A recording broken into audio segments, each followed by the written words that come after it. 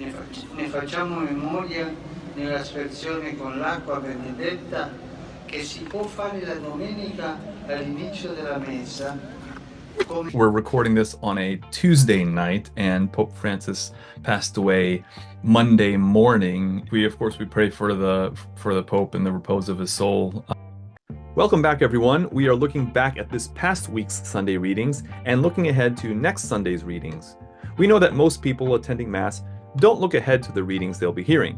So I hope you'll find our little show fun and useful, especially if you're looking to connect more to the Bible readings during Mass. My name is Vincent, and my buddy's name is Roy. We've been friends since childhood, and we both volunteer at different churches as lectors, or the guys who read at Mass. We'll offer our thoughts on the readings, as well as share some fun stories about volunteering at church and everyday life. Okay, let's get started. How's it going, man? Happy Easter. Happy Easter. He is risen. Yes. It was either yes indeed or he's risen indeed. Just wanted to touch a little bit on Pope Francis passing away. We're recording this on a Tuesday night, and Pope Francis passed away Monday morning. We pray for the Pope and the repose of his soul. I did catch Cardinal Dolan in New York. It was a Today Show, I believe. It was the Today Show, and he said that you can't put Pope Francis in a box or a category, a nice tidy category. The Pope said a lot of things that made one group of people happy and made another group of people mad. An easy example for that was like when he talked about care for the environment. And of course the environmentalists, that was like, oh yeah, you have to care for the environment. We have to take care of it. And of course you have those anti-environmentalists, right, who are just like, church isn't about the environment. And I was like, okay. But at the same time, he would say, like, we can't obsess over, I'm stealing words here, but we can't obsess over abortion. And of course, that's going to raise a lot of eyebrows. Like, hey, what do you mean you can't obsess? Yeah, in the same breath, he'll say, like, abortion is akin to an assassin killing someone, right? Because he never backs away from it. Like, I don't want to call it balance, because even calling him balanced is putting him in a box. Like, he says what he says at the time to the right people, or to the wrong people, or to the right people, the people who need to hear it, or the people who want to hear it, right? But he says it, and none of it is theologically wrong. And I have friends who are like, well, he's confusing sometimes, where he's a little ambiguous. I'm like, good. Good. He's like, but you just have to listen. Like, is he saying anything theologically wrong? No. But is he saying something that's kind of disturbing you? Yeah. Is it a little bit confusing? Yeah. No, he's not saying anything theologically wrong and against church teaching. Is he challenging? Yeah. But like, no, he's challenging. That's good. All this putting him in a box thing, I thought it was a very precise description of his papacy, and I'm thankful for him. Many people are thankful for him. Oh, and another thing was that even non-Catholics, that atheists and agnostics paid attention to him and were like, he's a cool guy. And the fact that you are getting the attention of non-Catholics, non-believers, even anti-believers, says something a lot, right? Because it's not our job to just be Catholic. Our job is to Christify the world, right? Bring people who are outside, bring them in. Because if we're just like, oh, okay, we're all in, we're all happy. But like, no, what about the person who's on outside, who is away from the church, who never knew the church? The fact that that person is paying attention, I'm like, God, that's a good thing that Pope Francis did. It's an awesome thing that he did. That's an invaluable gift to the world. So. One comment on that, as you could say, you couldn't put him in a box. Yeah. No matter what comments he was saying, it was, I want to say, to the extremes. He would say, like I said, one thing that would offend one group, will offend the conservatives, but like the left wing be like, oh, yay, look, he's coming onto our side. Yeah. But then they start looking into what he said. Thank God it doesn't affect the teachings of the church. It's intact. But because he says things in the extreme, it causes attention to be brought to the subject. Yeah. And so whether for the right or wrong reasons, it's calling attention. And we have people outside the church, inside the church, talking about like, oh, is he going to do this? Oh, is he going to do that? Or why is he talking this? It drums up the conversation. And now we're talking about it. Absolutely. Now every part of the world is talking about these certain, I won't say hot button topics, but critical topics that we need to discuss. But because of this, he's drumming up the conversation that is needed for these critical situations on left, right, up, down, back and forth, and twirling, always twirling. Always twirling. I was enjoying all these highlight reels of the Pope. There's so many like babies and old people and sick people and dirty people, homeless people who he would let them come up and like shake his hand. He would kiss them and embrace them, which is not easy to do for most of us if we're being perfectly honest. Like, would you go up to some homeless person who just came off the streets of Rome and wanted to embrace you, and he just hugs the person? Well, another thing was this guy who had like all this like skin disease, and like it was a little hard to look at. He would kiss his sores on his head. Like, wow. Like, just think of, that's the only person in the world who mattered to him at the time. Do we put the person who's in front of us, do we treat them like the most important person in the world? Just something as simple as that. It's just a wow human moment, right? There's a lot of human moments that we witnessed through him, which I think was pretty cool. He brought it a little bit more on the ground level in terms of just how Jesus would be, with the dirty people, the sinners, and he'd bring them the love, because as the Pharisees and the other Jews were saying, why are you with these lower people? I'm going to where the sinners are, like the sick people, because they need my help the most. How was your Easter? Crazy busy. So Thursday we went to San Francisco, did all the churches. The one thing that we didn't realize trying to do all the churches in San Francisco was parking. So we're like, oh yeah, this is a cool place to go. Let's go. There's no place to park. We're like, okay, let's re-strategize. Let's not go just to the coolest churches. Let's go to one that has parking.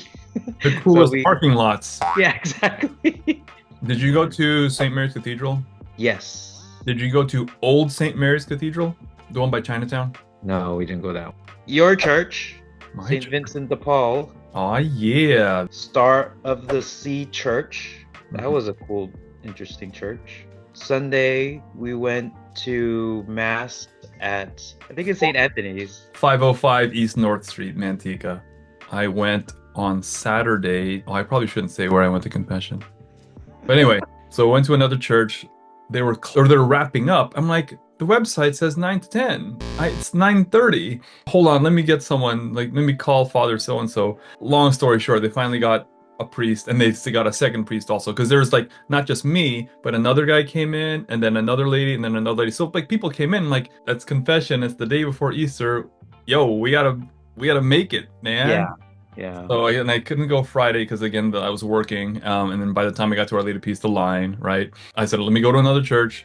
Luckily that Saturday got it in, was super happy, avoided near occasions of sin through Sunday, so I can receive my communion in the state of grace, right? I'm like, I need communion now. Any look back on the homily this week at St. Anthony's? So the cool thing that stood out was that there was a lot of like elements that, it's funny, I was just thinking, it's like rock, paper, scissors. Like, for example, you have fire, but then, water could put out the fire. It goes to like the rock or the mountain, and then, man can manipulate the mountain and create whatever he wants. So man is stronger than all the elements combined. Yeah. But what's stronger than a human? Death is stronger than human. Man can't overcome death. But who could overcome is Jesus. He overcomes death.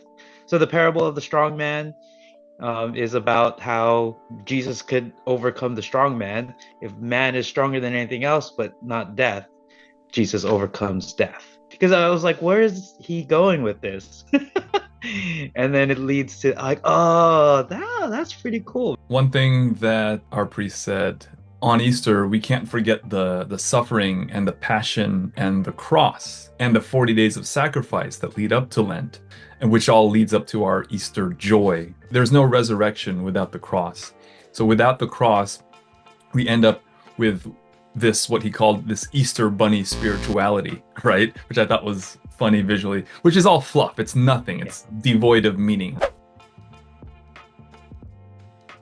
So the readings for this coming Sunday, which is the second Sunday of Easter, also known as Divine Mercy Sunday, are the first reading is from Acts of the Apostles, and I love Acts of the Apostles. It's like the adventure after Jesus leaves, or after the resurrection. It's like the Apostles' adventure.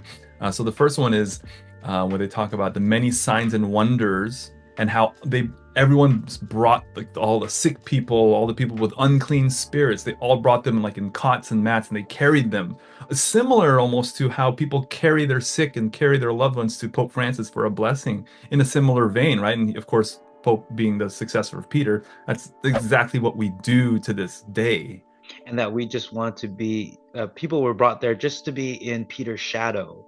Yes, the how millions of people just go to the Vatican just to be in the presence of the Pope. The responsorial psalm is Psalm 118. Give thanks to the Lord, for he is good. His love is everlasting. The second reading is from Revelation, but that is John. He's talking about, he finds himself on the island of Patmos. So I'll leave it there, so just listen for it, and that should be fun. One thing in Revelation, there was the part of the Passion where when Jesus died, the veil in the synagogue ripped open. Basically, the word revelation is the unveiling. Yeah. And so when Jesus died and the veil in the temple ripped, that was the revelation that, Jesus was God. Yeah, and also the veil was to keep us separate from the God. Holy of Holies. Now he's saying like, no, now we're together, right? So he tore that veil apart, and that's the unification, that the marriage between heaven and earth, right? Between God and man. I'm like, before we were like this, now we're like this. Yeah. And then finally, the gospel is from John. So, and this is the famous St. Thomas story, when he comes to them, and then St. Thomas, who wasn't with him before, said, I won't believe until I see him. But I like St. Thomas. People give him a lot of flack for doubting. I don't fault him so badly for that. Like, everyone's like, oh yes, he's resurrected. And he's like, slow your roll, guys. Like, I want to believe as you do, but he has this healthy skepticism, I think, which I think he gets too much of a bad rap for. Anyway, that's the gospel when Jesus appears to St. Thomas, the apostle. And one day I will go to India and see where he is buried. I think you're right. It's critical that Thomas doubts. With a lot of non-believers, either coming into the faith, discerning if they want to be in the faith. I mean, it talks to a lot of people, or even those who are deciding to leave the church or not. Mm-hmm. There's always a doubting phase. And I would say it's critical, but I think it's very important that a person, and I'm glad as an apostle, to sit in and be that example. Even the highest, even people who were with him had doubt, but with other evidence or other people helping them along the way can bring you back to Jesus. One of these days I'm going to get someone on the pod who's a revert, not a convert, but a revert. A good handful of friends who were Catholic, grew up Catholic, kind of fell away, didn't do anything, most for high school or college, and they came back. I want to say I'm a revert, but I felt like, after confirmation, I was just kind of, this was during college, and it's, college for almost everybody, it's kind of a trying time. Yeah, you got a lot on your mind. Man. Yeah, and I was just going through the motions. Luckily, I was still going to Mass as often as I can, not every Sunday, but then after meeting my lovely wife, who's way more devout than I was at the time, kind of brought me back, and seeing how all the beauties, and now I'm lecturing for church. Okay, how was it? I hope you got some positive takeaways from this. Leave your thoughts below in the comments, and don't just like and subscribe, but also click that share button and share this with your family and friends as well. Take care and God bless. I was in the baritone section. I decided to sneak into the tenor section, and I was singing really loud. And then the conductor was like, Roy, can you go back to the other section?